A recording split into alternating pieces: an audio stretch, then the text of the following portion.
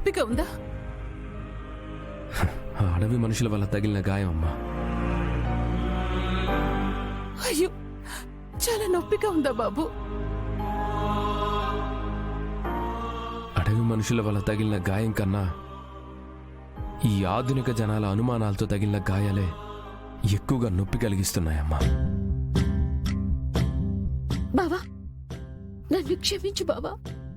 నిన్ను బాధ పెట్టాలని మా ఉద్దేశమేం కాదు. నువ్వు నాకు దూరం అయిపోతావేమో అని భయంతో అన్న మాటలవి. నువ్వు వేరే వాళ్ళ సొంతం అయిపోతే నేను బతకలేననే అభద్రతా భావంలో అన్న మాటలవి. అంతే బావా. దయచేసి అమ్మ మాటలు కూడా పట్టించుకోకు. ఎంతైనా నా జీవితం ఏమైపోతుందో అనే దిగులు అమ్మకు కూడా ఉంటుంది కదా. ఆ దిగులులోనే 4 మాటలంది, అంతే. బాబా, సారీ బాబా. It's okay. కనీసం నువ్వైనా నీ తప్పు తెలుసుకుంటే చాలు. ఏంటన్నా, హైదరాబాద్ని ఎలా అమ్మేద్దామని ప్లాన్ చేస్తున్నావా? అలాంటి రోజు కూడా వస్తుందిరా. అప్పుడు తప్పకుండా హైదరాబాద్ని అంతా అమ్మేస్తా. దేనికోసం ఆలోచిస్తున్నావు మరి? ఆ కనక మహాలక్ష్మి అనే బంగారు బాతుని ఎలా పట్టాలి అని. ఓ,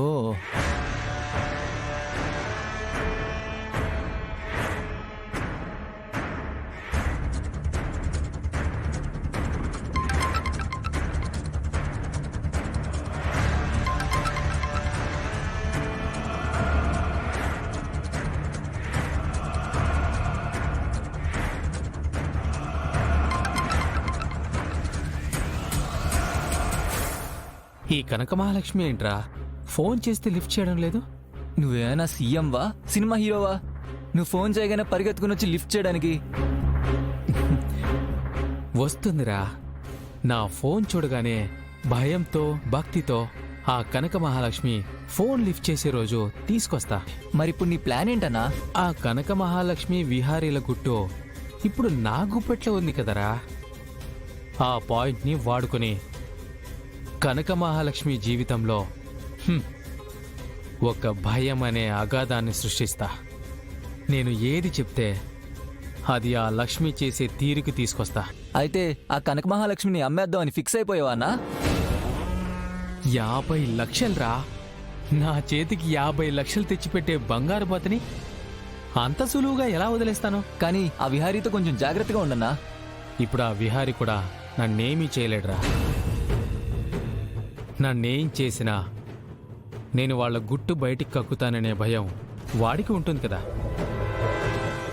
ఆ భయాన్నే ఇప్పుడు నేను ఆయుధంగా మార్చుకుంటా. ఆ కనక మహాలక్ష్మిని 50 లక్షలు సంపాదించడానికి పెట్టుబడిగా ఖర్చు పెడతా.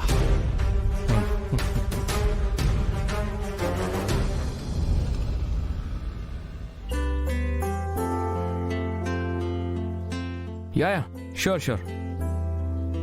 నేను ఆఫీస్కి వచ్చినప్పుడు ఆ విషయం గురించి డిస్కస్ చేద్దాం. ఈ లోపు దానికి సంబంధించిన ఫైల్స్ ఏమైనా ఉంటే నాకు ఈమెయిల్ చేయండి, సరేనా?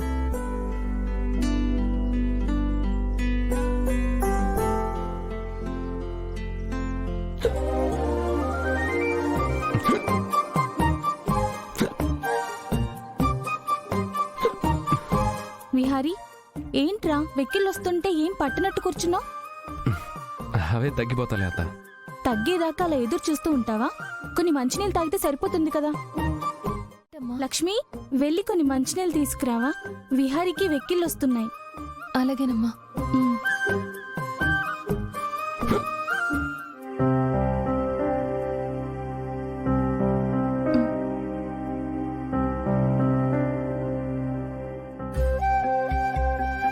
ఈరోజు మా గూడెంలో కంకణాల సందడి కూడా ఉంది బాబు.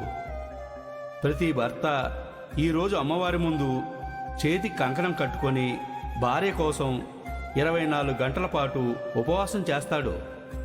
ఆ సమయంలో పచ్చి గంగ కూడా ముట్టుకోకూడదు. అలా చేస్తే తన భార్యకి మంచి జరుగుతుందని ఆ భర్త నమ్మకం. మీరు కూడా మీ భార్య కోసం చేస్తే బాగుంటుంది బాబు. మంచినీళ్ళు తాగితే నేను చేస్తున్న ఉపవాసం బ్రేక్ అయిపోయినట్టే కదా. అలా అయితే మంచినీళ్ళు తాగకూడదు.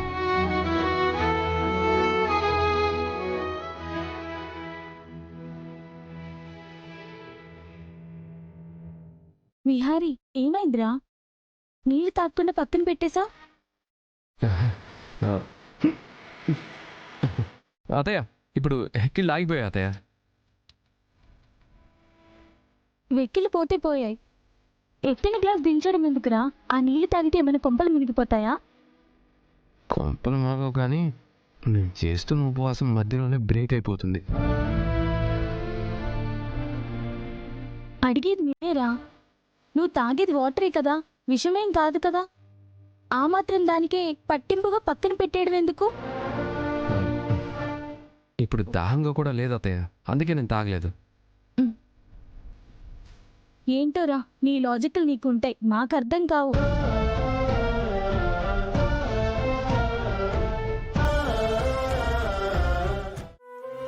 విహారీ గారు, ఏంటి కనక మహాలక్ష్మి? నేను మంచినీళ్ళు తాగడానికి కూడా ఎందుకంత ఆలోచిస్తున్నారు? అసలు మీకేమైంది? నాకేమవుతుంది, నేను బానే ఉన్నాను కదా. లేదు, ఏదో విషయం గురించి ఆలోచిస్తున్నారు. అందులో భాగంగానే మంచినీళ్ళు కూడా తాగకుండా పక్కన పెట్టేశారు. మీరు మంచినీళ్ళు కూడా తాగకపోవడానికి ఏమైనా కారణం ఉందా? అదేం లేదు కనక మహాలక్ష్మి, నువ్వు అనవసరంగా చిన్న చిన్న విషయాల కోసం చాలా దూరం ఆలోచిస్తున్నావు. విహారీ గారు ఏదో విషయం దాస్తున్నారు. ఏంటో బయటికి చెప్పడం లేదు. ఏమై ఉంటుంది?